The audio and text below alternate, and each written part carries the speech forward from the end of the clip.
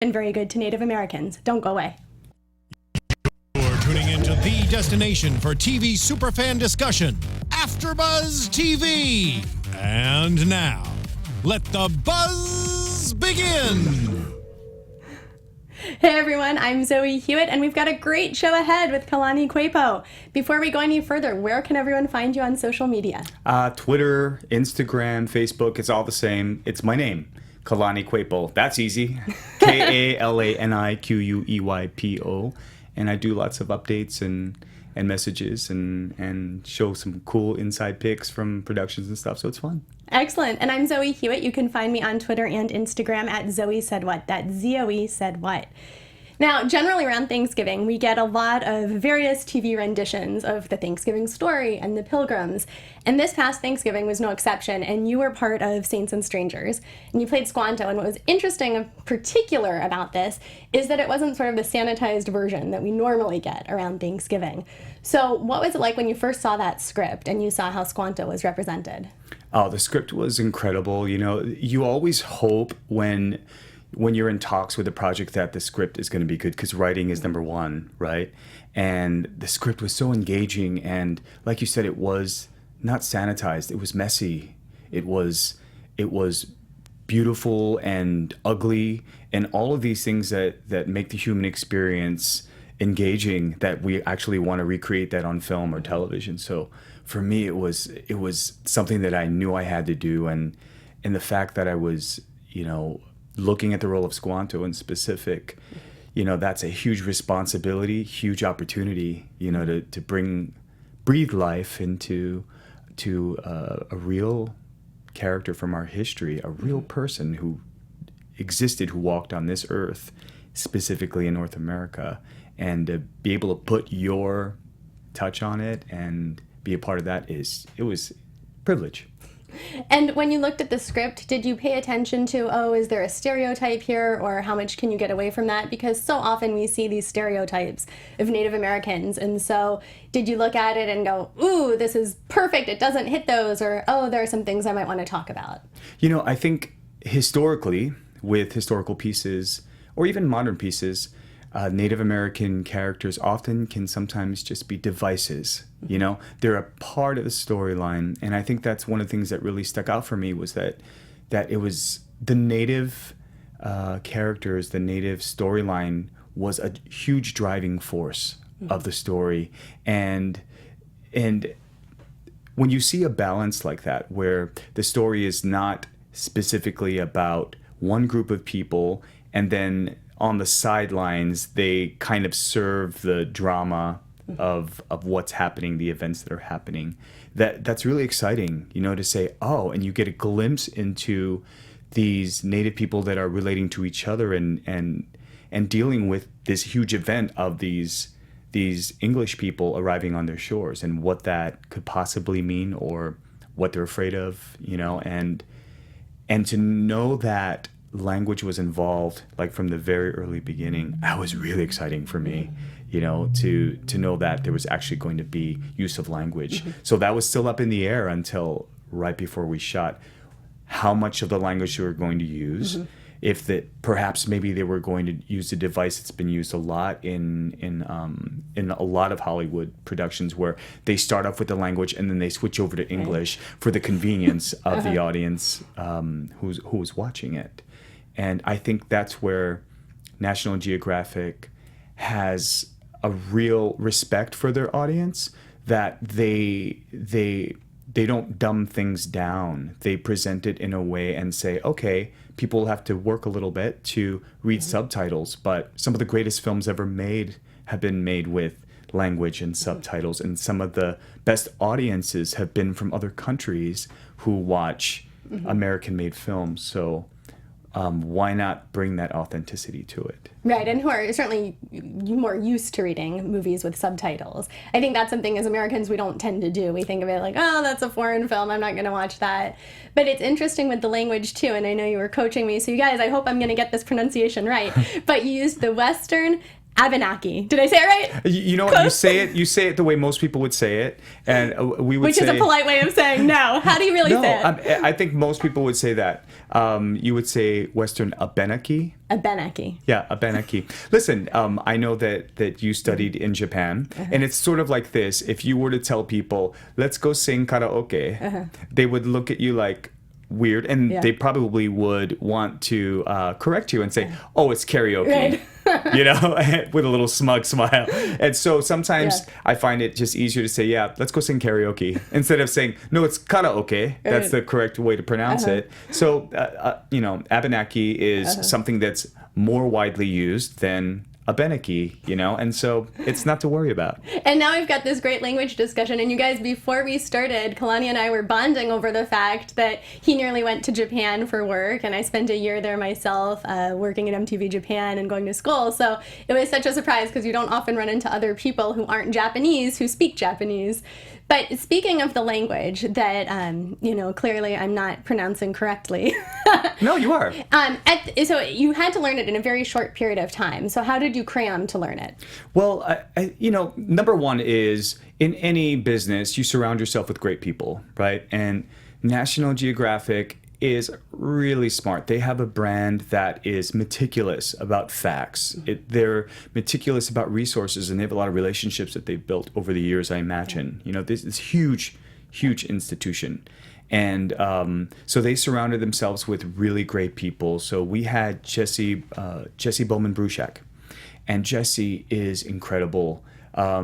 He's an athlete, as am I, and I think that he really approached the language with me in that sort of way, with that kind of discipline. I happen to be really good at languages.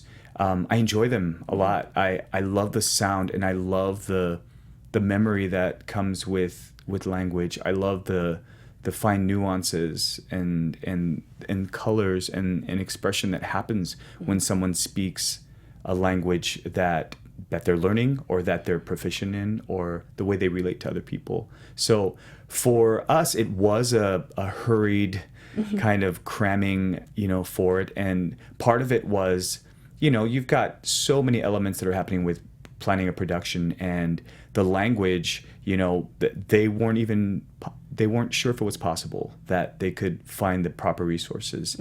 And if all of the actors were going to be up to and able to, you know, take this language and then own it and perform it on camera, you know, under all the pressure that there is on set. And you know, I had a nice conversation with Paul Edwards, the director, beforehand, as with all the other Native cast members, because he wanted to feel secure that we were comfortable with going for this, because there was a lot of language in it. And particularly for me, playing Squanto, that was crucial. You know, that was or Squanto was the bridge between the English people and the Native people of that region. So if there was no language barrier with Squanto translating, you know, what he chose to translate straightforward or not, then you lose the storyline of and the importance of Squanto to the English people and also to the Native people. Which is also such an interesting point, because the nuances of language make such a difference. And it makes me think, since we were just talking about Japan, when I was at MTV Japan, they were doing some translating of an American award show that had happened, and they were translating into Japanese. And the translator had translated the line, "he hit on me," as "he hit her," which has a very different meaning. Big difference. So right, it makes a huge difference if Squanto is going to translate something in a certain way. So did you learn the language enough that you think like you could put together your own sentences, or was it more like, I have to cram right now, let me learn line by line what I have to say? Yes.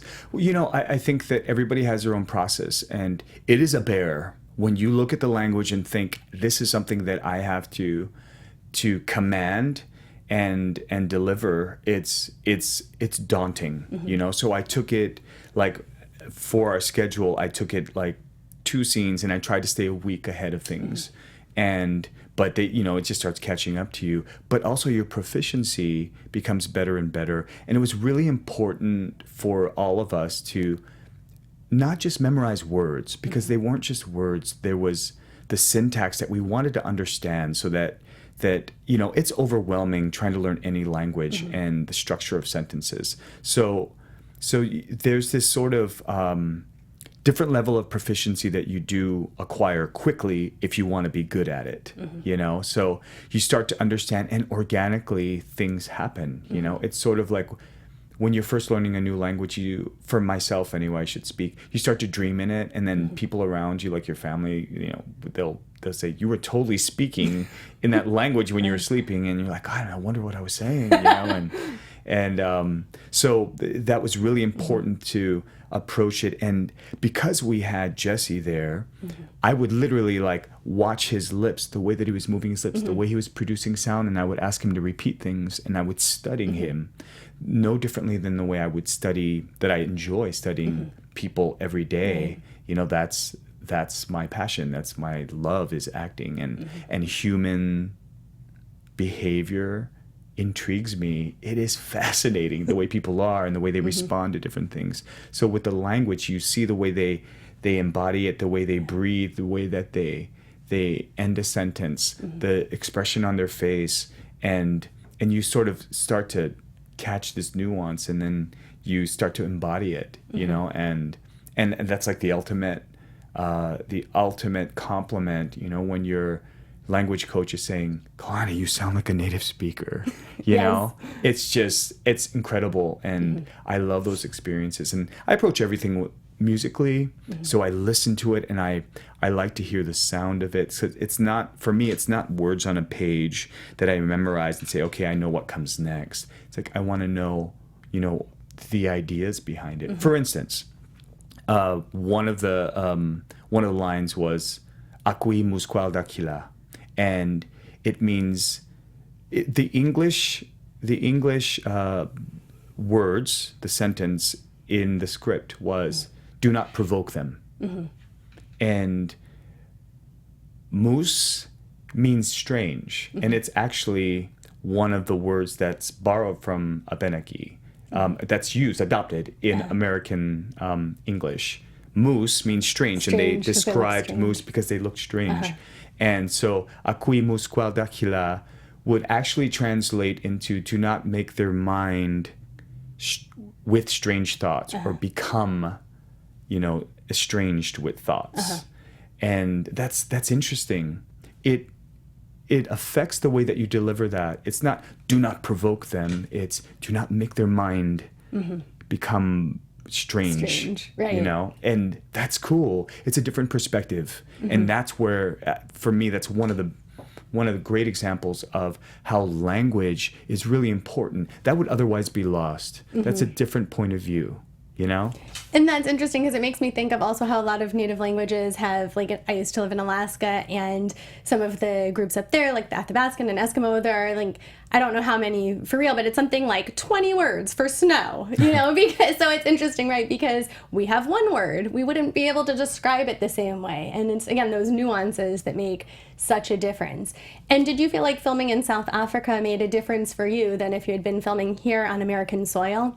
Yeah, you know, I think that was really shocking for a lot of people. They were like, "Wait, you were shooting in South Africa?" So Cape Town was Cape Cod. You know, it was very strange for people. And as you know, productions go all over the place. We are trying to shoot something that's taking place in the early 1600s, and you know, for whatever other reasons, that location served the production. And this happens all the time. So it was an incredible experience for me, you know, to walk on a continent that I honestly thought I may never get to walk on that continent. And I was okay with that. There's a lot of land to cover in this world. And so there I was, and there was something really awesome about it, because I think anytime I go to different countries and I experience the indigenous cultures, the indigenous peoples, I like to seek that out and see what their experience is. And that country in particular, they're, you know, it's very new, the political environment that they have today. And there's a clear divide between poverty and riches. You know, there's a lot of unfortunate developing world country problems that they have, and you see that, you know, like with townships and all the things that we enjoy here. So there were a lot of curiosities between the Africans and ourselves, because the opportunity for them to ever meet a Native American, and here they were driving us around, you know, driving us to set, and there were so many curiosities, and they would be listening to us practicing our language and stuff. So we'd always have these great conversations with the driver. So we got to really be with the people there. And so that was just an added bonus, you know, like what an experience. And do you think shooting there, did that make more of a divide between all of you who are the Native American actors and all of the people who are the white actors? Did it make it feel like you really were very separate? You know, I think that there is a point where you're on set, and whatever the storyline that is happening, sometimes, a lot of times, it transfers into, you know, like people fall in love on set because they're playing opposite each other. That happens all the time. They end up getting married, divorced, whatever. Right, I was going to say followed by divorce. Right. Hopefully the murder stuff doesn't really happen that often. But, you know, there is that element, you know. And so when we showed up, like when we got there, they were starting to shoot, and we were like cramming language and stuff. So we arrived on set after they had established like their colony. They're on the Mayflower and whatnot, and it was electric, you know, because they're looking at us, and we're dressed the way we're dressed, and we're speaking the language, and we're figuring out our relationships with them. And it was like, you know, I always think of like animal movement and like music and whatever, and that's what it was like. It was like all of these animals, if you will, you know, like the way that we were moving and like looking at each other, and I'm sure if we could smell each other we would, you know. I'm sure you did on some subconscious level. Yeah, absolutely. So it was fascinating, you know, to sort of be there, because the thing is that when you have amazing set designers and costume designers, it's not hard to imagine the world because you're stepping into it, you know. Sure, there's all of these cameras and modernisms that are happening all around you, but you can easily imagine it when somebody is looking at you from across the room, and they are who they are, and you can play with that, you know, and submerge yourself in that teleplay or that screenplay, or, you know. So it was absolutely, it's like the ultimate way to play, you know, when everything is just perfect created around you. Yeah, absolutely. Yes. Yeah. And you had this amazing long hair, and I've been wondering, is that a wig, or did you grow your hair out for that? You know, I've had long hair like all of my adult life, except right? for now. Yeah, and I ended up cutting it, and so they had to put extensions on my head. Oh, so it had been cut right before. Yeah, it had already been cut by then, and so they said you have to be willing to have extensions. So I had a weave. Nice. I just like to say that wasn't really a weave, like it was attached with glue and stuff, but it was amazing stuff that they put on. It was like human hair. Yeah, these luscious long locks in the movie. It was gorgeous. Yeah, yes, and so then I could still, like, I could swim if I wanted to, wash my hair and whatnot. I just had to be careful and about what products that I used and stuff, because otherwise little tufts would just sort of, you know, and it's like it came, you know, halfway through the production, they had to reapply a bunch of them because I'd lost so many. Because, you know, you'd literally be laying down and you get up and you're like, oh man, and there'd be like a tuft, and you walk to the bathroom and there's one like on the ground. You're like, oh, this sucks. But it's a great Hollywood way to grow your hair. Right, instantaneous hair growth. Exactly. And what about the makeup? You had a really distinctive red stripe down your face. How much input did you have with that particular style of makeup? Did it have a particular meaning? You know, it's that I love that you're asking this question, because it was very collaborative with hair and makeup and even costume, you know. One of the things that most people don't know, like the necklace that I wear throughout is actually a spoon. And it was a backstory that I created. And I said, I love that, you know, and I created my own secret, if you will, of what that spoon meant to me. You know, perhaps, you know, well, it meant something special to me, and it was a gift. And it was repurposed and turned into something ornate that I had worn up throughout the entire production. So everything was very collaborative, the way that my hair was. And we talked, and we, you know, how do you feel about this? And we tried different things. And when it came to the makeup that went right down the middle of my face, we talked about things like Raul Trujillo and myself, and we were like, Raul, what do you feel like? Because he was the one who was painting me, and came up with different ideas, and face paint is an individual expression and whatnot. And so we ended up going right down the middle, and it wasn't intentional. It was one of those things that it looked good and it felt organic and it felt right. And Tatanka means, when we were on set the first day that we were shooting that, he goes, Kalani, calls me, and he goes, whose idea was that to paint your face down the middle like that? And I was like, well, it was both Raul's and I's idea. And he was like, Kalani, you got it split right down the middle. It's just like Squanto. You're like halfway with the native people, halfway with the English people. And I get goosebumps like just talking about it. And I was like, and it's one of those like divine moments that you're like, you're absolutely right. And that's when you just know you're on the right path. You're on the right path to bringing authenticity, and also something that's going to serve the story and push this thing. And I was like, oh, of course, and all these little things that would happen like that. And I love how that came to be, and it wasn't like this calculated executive was like, now what I think would look really great for Kalani is he had a stripe down the middle of his face. It wasn't like that at all. It was something that was collaborative. It was something that amongst us we came up with, and it was the best choice we could have made.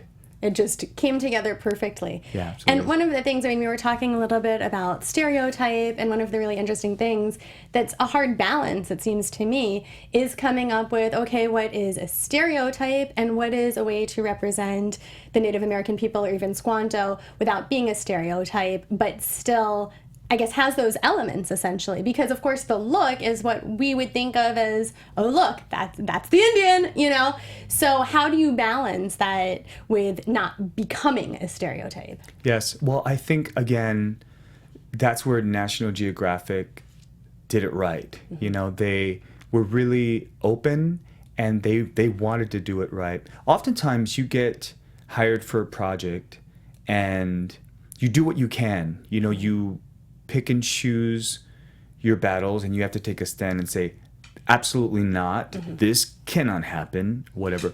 But, and you can also take the extreme approach by saying, I'm going to refuse this role because this is entirely offensive and I don't want any part of that. But that project will go on to be made. So I think that that's where you can actually make a difference, and you can advocate, and you can actually do something from the inside. It's easy to be on the bleachers in a game and say, oh man, they messed up. Why didn't they do this? Why didn't they do that? Da, da, da, da, and blame them, right? But get in the court, get in the game, get on there and make a difference and do what you can. Now, not every production is going to be like, yes, we welcome your thoughts. They may say that, but that's not, if you're going to hold things up or it's going to be against what they would like, then it's not going to happen. So you try to do what you can, and that's where this is incredible, because you take all these actors like myself and Raul Trujillo and Tatanka Means, who have a wealth of experience and who actually can make great choices that are responsible and contribute and maybe even connect them to other resources. And you take those resources and you expand on them, and you listen, and you're open to it. So, all of those guys, Raul has been a mentor for me. Tatanka, I've worked with him before. I've worked with his father, who is a major activist.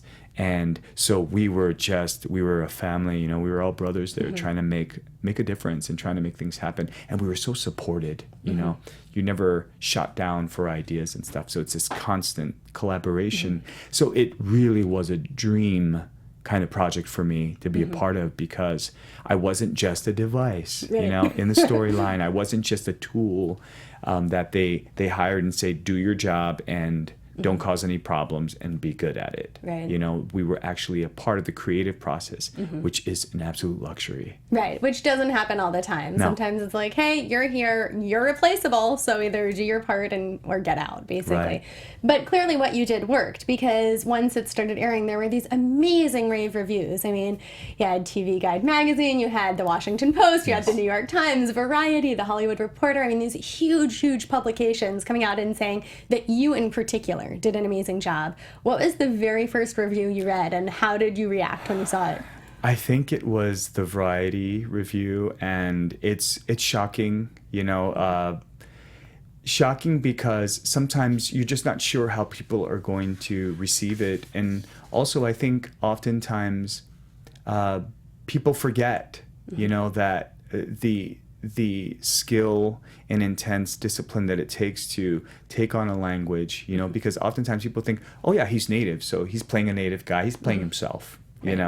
And they forget about all the challenges to do a period piece, to move and breathe and speak in that particular time period, and to juggle and balance all of that, and they forget the kind of skill that it takes. So to be recognized by all these major publications and singled out and applauded for your performance is like, it's pretty special.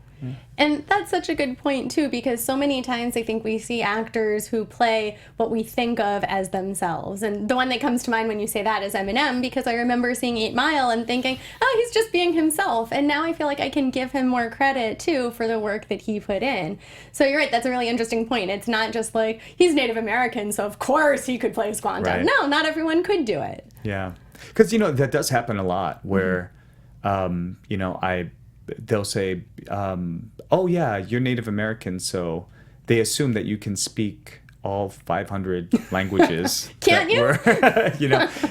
And so like for Eminem, for instance, I mean, he has a wealth of experiences being a white rapper in his community and rising up. So he used all of that, albeit inexperienced actor. So he had that whole wealth, and I think that's what happens is when you have a sensibility, you have a responsibility, and you have a passion for what you're doing, you cannot help, or if you're smart enough, you're going to enlist all of these experiences that you've ever had, and you've got this one moment in your life that you can actually make a difference. You can breathe life into this character and bring about something that goes way beyond. I mean, the feedback, great, the professional reviews, that's awesome.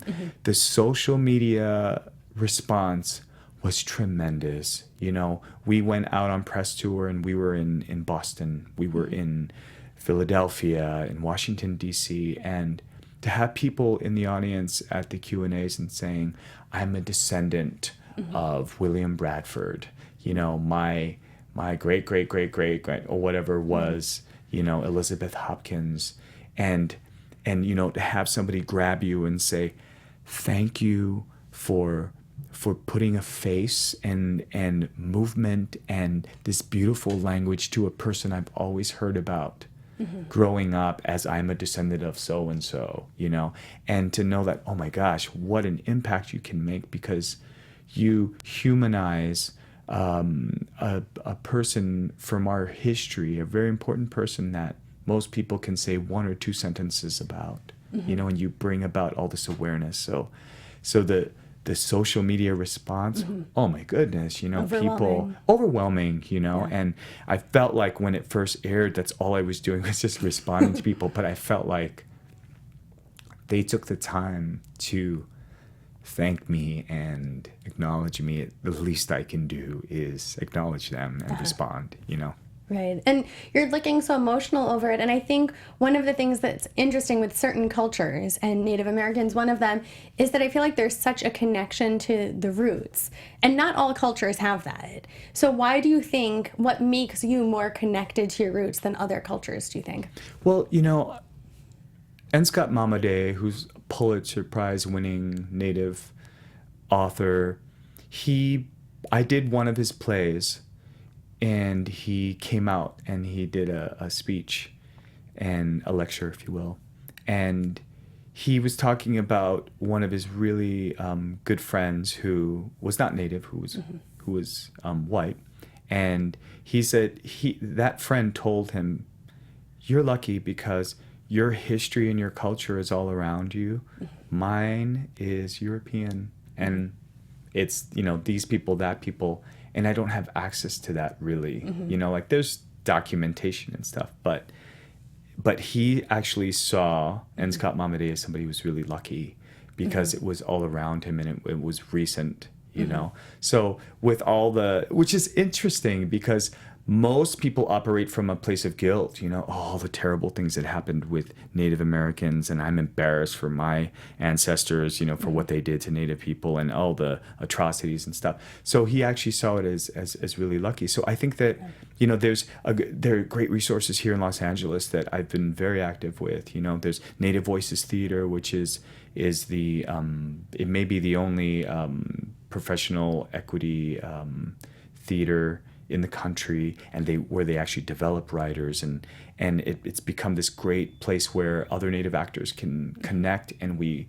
work and support Native writers and other Native actors, and you know, we develop task forces and national committees where we become resources. So there's a connection and a bonding, and there's a huge sense of responsibility, you know, like you get to be a part of panel discussions that discuss the topic of the representations, the portrayals of Native people in film and television. And I think I did get emotional a minute ago because you think about where we come from in the Hollywood experience, you know, and it's, you know, there are all of these stereotypes that are created because of the Hollywood filmmakers, you know, and all these television shows that people grow up with, and they accept that as truth, you know. While we were on press tour for Saints and Strangers, we were in Washington, D.C. at one point, and I went to the American History Museum. And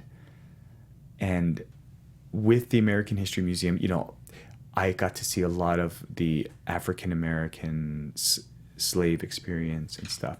And at one point, I came across this really cool interactive section of the museum, and it was talking about Hollywood films, and it was talking about pirates, because there was a big nautical thing happening with different ships and stuff, which by the way, I never saw anything on the Mayflower there, which is interesting. But they had this interactive thing, and they talked about that saying that people associate with pirates.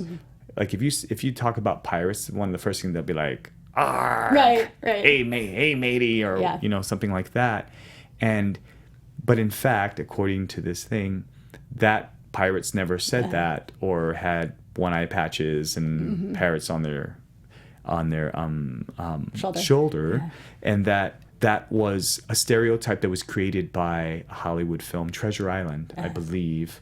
And I thought, that's so relatable, you know, where entire groups of people are identified and labeled and stereotyped in a specific way based on what they see in films or television. And from one thing that takes on its own life. That it's not just one time where it happened to be, so maybe you have half of the population thinking pirates look like this, but the other half thinks differently. But I feel like the entire population thinks of pirates exactly as the eye patch and the bird. Right. You know, it's like and everyone else has a thing, right? Yes. I mean, because like if you're gonna dress up as a pirate for Halloween, that's the first thing you're gonna do, and the first thing you're gonna say is trick or treat, matey, right? Yes, absolutely. Yeah. I feel like, you know, with a tattoo on your arm and bam, you're set. Yeah. And, you know, and that's the thing, is that I think that a lot of Hollywood productions will reference previous productions. And this is how things are coveted that way. And I think that's what makes projects like Saints and Strangers so special, because people will look at that and that sets the bar. Like, yes, you can use language, and this is an example of what Native American people are like, and you see the sophistication, you see the agendas, you see the needs and desires, the fears of these peoples, and you see them negotiating with each other, and you see the English people negotiating with each other, and then Squanto right in the middle of them and trying to, you know, forge a peace between the two. And then you think, okay, these are all sophisticated people, not these warring savages that have nothing to say and that just want to kill, you know. So that it makes me really proud to be a part of something like this, because I know that this will elevate the consciousness of future film and television projects. And of course, you have a particular interest in working with Native American culture and discussing it and representing it on film. In 2008, you did a film called Ancestor Eyes, and you specifically won an award to be able to make this film with just $10,000 and 3 days of shooting and 3 days of editing. Yes. So can you please explain the process about making that film? And what's particularly interesting is that it really has a feel of telling a story that's been handed down for generations, but it's not at all. Yeah, it's in a sense it is, you know, because it's a variation, it's a dream, it's an experience. Ancestor Eyes, I actually have that up on my website, kalaniqueypo.com, so you can see it. It's a short film that I had won a screenplay writing contest, and one of the things that makes that film really special is that the initiative was Native content and creating an experience for Native filmmakers and people who are interested in film. So my entire cast was Native. 98% of the crew was Native, and so there was a lot of apprenticeship going on. And we did have constraints of 3 days to shoot it and 3 days to edit it. And so there was a lot of prep work that I did beforehand, and I called in on favors with directors that I've worked with before and cinematographers and whatnot. And what an amazing experience. You know, I wanted to create a story that I wasn't going to be acting in. So it's a story about a mother and daughter. Mother's agoraphobic. She's afraid to go outside. Daughter gets sick. She returns to her mom's home in the reservation. Mom starts going outside and videotaping the hawks, the mountains, the sky, and bringing it into her bedridden daughter. And remembers that she was once a master storyteller. And so I dreamed up and created this amazing intimate experience between this mother and daughter. And this film went on to play at nearly 40 festivals, and I think I won like 14 awards. Yeah. You know, one of them, the Directorial Discovery Award at Rhode Island International Film Festival. And that was definitely one of the highlights in my life, because it proved to me that not only can I be in quality content, I can create it. And I think it's a major charge that we try to empower other Native people. You know, sometimes you get to a point where you're fed up and you say, man, people don't write quality projects and there aren't great representations of Native people. And that's why I always encourage like youth when I work with them. Create your own content. You have every right to make a film just like everyone else. You have a right to make a play, and you have a voice. And if you don't write your story, no one else will. So that's a great reminder, I think, for other people. So I encourage people to go to my website and check out that short film. I just recently put it online because I thought so many people had asked about it over the years since I've made it.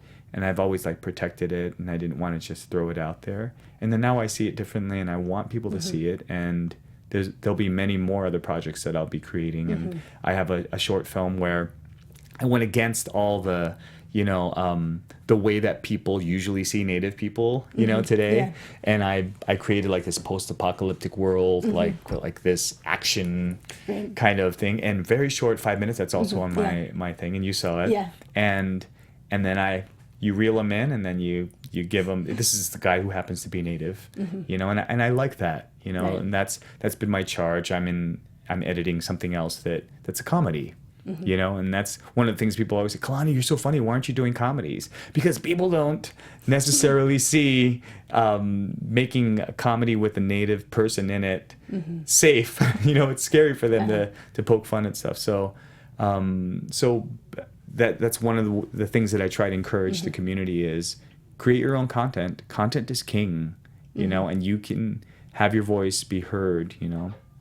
Absolutely. And you were just recently cast in something else, and I don't know if we're allowed to be talking about it on air, so you let me know. Yes. Are we allowed to share what this latest great project is? Because it's a really cool project. It's an amazing project, and I'm not allowed to announce it yet, and I want to respect the production company and stuff, but it's very exciting, and I'm going to be announcing it soon. There'll be an official press release, and it's going to be a beautiful project, and There's something else that's in the works as well. So there'll be great announcements. So please follow me on social media. I'll be announcing it very soon. There's some people who are just like, wait a minute, you said you're going to be announcing something. I thought I was going to be announcing something by now, but it'll just take a little, just hang in there, people. Right. Things couple take more weeks. time. Yeah. Exactly. So lots of stuff happening, and I'm also a songwriter. And I'm really excited about some of the stuff that I'm doing now. And a friend told me probably about 3 or 4 years ago, they were like, don't wait for somebody else to give you permission to do what you love. Do it. Give yourself permission. And it really struck me, because you want to limit yourself and say, no, I want to focus on my acting and that's what I'm great at and that's what I really want to do. But it really rejuvenated me on the idea that that's right. Like, here I made that one short film that was really well received and did great on the festival circuit, and that changed my life, in the sense of empowerment. And so it made me remember all of that, and it got me back into the creative process, and that's when I really started writing songs again and writing music. And I don't know if you know, but in Ancestor Eyes, the big song that's at the end, I wrote that song, and I got tricked into recording it. Actually, at the time, my musical composer, he was like, yeah, I've got female voices. I was like, oh, great. He's like, yeah. And at the very last minute, I was like, okay, so let's talk about who's going to record the song. He's like, you are. He's like, you have a beautiful voice. You're going to sing the song. And I was like, but, all right. And that was Chadwick Johnson? Was that no, that was Kyle Puccia. Okay. And he was my collaborator for Ancestor Eyes. But I do write music with Chadwick Johnson, and there's some really great stuff coming out. One of them is a song about that was inspired by Alzheimer's, and I have a personal thing. So I do things that are meaningful, things that speak to me, and things that I want to speak on, if that makes sense. Yeah. Absolutely. Absolutely. And Kalani, thank you so much for being here today. This was fascinating. Good luck with everything ahead, because those rave reviews, we're looking forward to good things for sure. And everyone, you can follow Kalani on social media and find out exactly what these other cool projects are coming up. Where can everyone find you? You can find me on Twitter, Instagram, Facebook, Kalani Queypo. It's my handle on everything, so spelling might be tricky, but I think you'll find it online. Sounds good. And I'm Zoe Hewitt. You can find me on Twitter and Instagram at Zoe Said What. That's Zoe Said What. You can also find me on YouTube at Zoe Hewitt Hosting. Thanks so much for joining us, everyone. We'll see you next time. From executive producers Maria Menounos, Kevin Undergaro, Phil Svitek, and the entire AfterBuzz TV staff, we would like to thank you for listening to the AfterBuzz TV network. To watch or listen to other after shows and post comments or questions, be sure to visit AfterBuzzTV.com. I'm Sir Richard Wentworth, and this has been a presentation of AfterBuzz TV. Buzz you later. The views expressed herein are those of the hosts only and do not necessarily reflect the views of AfterBuzz TV or its owners or principals.